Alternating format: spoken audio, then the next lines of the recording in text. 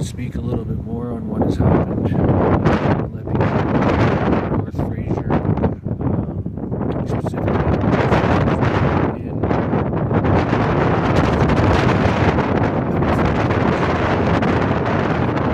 exactly what I'm saying. During my hold, when I told you that my cell would be filled up with carbon monoxide, they had a small engine in the courtyard running outside so that the vent would come straight in and the vent comes straight out. Schematics of the jail. This is for both Surrey and this is for both. There's outside areas outside. There's a window in the same area. I'm letting people know everything about this. When I would be in the hole, not only did I put in request forms, complaints, specifically about this situation, and was I not requested and spoken to about Rebecca, and considering court cases that happened prior to that, and we're going to get into those details over the next couple days. But every day in the hole, they would be gassing me, talking to me, speaking to me, trying to get me to admit to being a part of something that I had nothing to do with other inmates. I'm listening. I know that some of them were around, and one day I'm sure they're going to hear this. And so basically at that time they had been poisoning me then for, like I said, a fair while. I'm now in Surrey pre-trial at this time. This is every day they would have an ADW. It's legally required by law that they have an ADW, a supervisor, a mental health care worker, and they would escort us in a single cell. They speak to you about your living conditions, how you're doing mentally and physically. Every day I would let them know that like about the reports of this. I'd let them know about the shit going on, specifically about Becca, about what I'm telling them, like I had no part in this, literally, fucking every day getting poisoned, and I would let the mental health care know. I've had both sides of Surrey and mental health care nurse, and the COs that threatened my family, specifically Becca herself, my sister, brother, my nephew, my niece, people who have been involved in the last couple of years, my family, and threatened me. And really, I had to put in reports, called ISO. I called the cops to investigate the cops about this. It's been over the past 4 years. And the reason I'm speaking about this now is that I'm in Lethbridge and I'm dealing with sickness.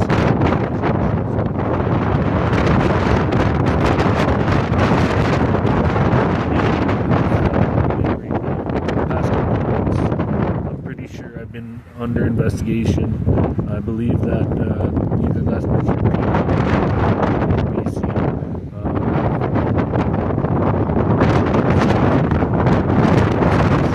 I don't know if this is a reference to or any other situation, but in general, part of that house.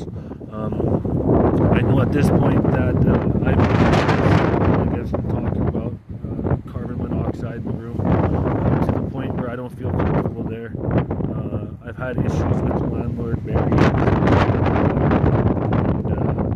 every day one day he's kicking me out, one day he's not. I've spoken to him. People are aware of the situation around here in Lethbridge. So if people look into this eventually, they can look into the things that I'm saying. I'm going to get into everything that's happened from there to get me to this place here, where I'm sitting now. And that if anything happens in the next little bit, it's in pertaining to this exact situation.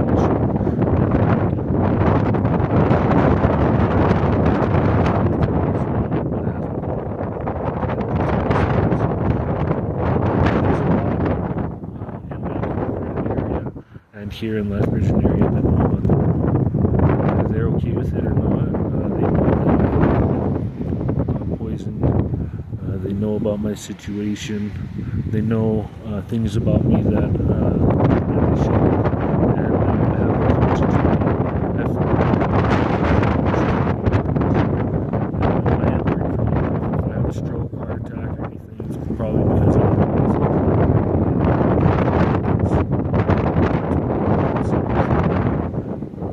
they haven't made this in court, and it's just I want everybody to understand. I spoke to Debbie today. I spoke with her. She wasn't completely open with the idea yet. I did let her know what I suffered.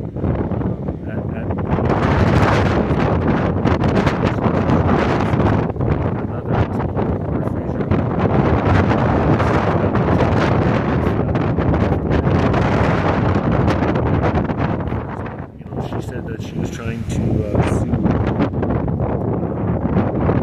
Fraser Health lawyers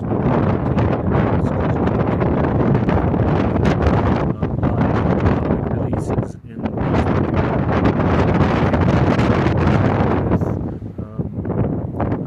not allowing her to use it. She had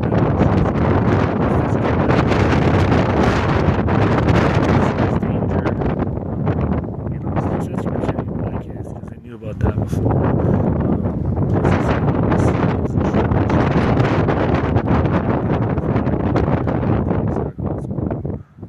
In that exact emergency room, and apparently she was in the emergency room. You know, a bunch of people were watching her.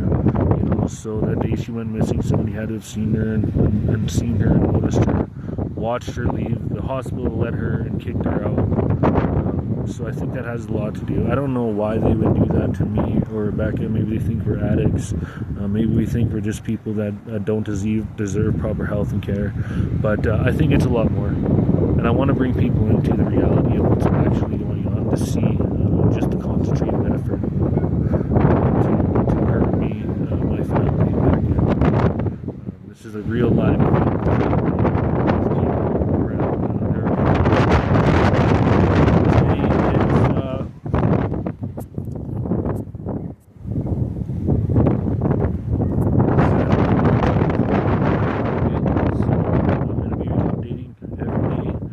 let you know how my health is, making sure I don't go missing, make sure that I do not die in the next little bit.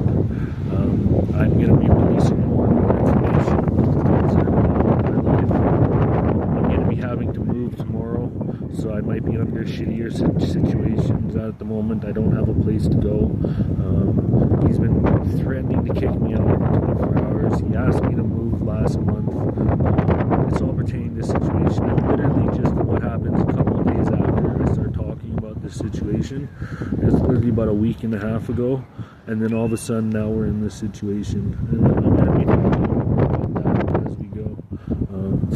You know, releasing everything that's going on in my life from day to day. So it's going to be a daily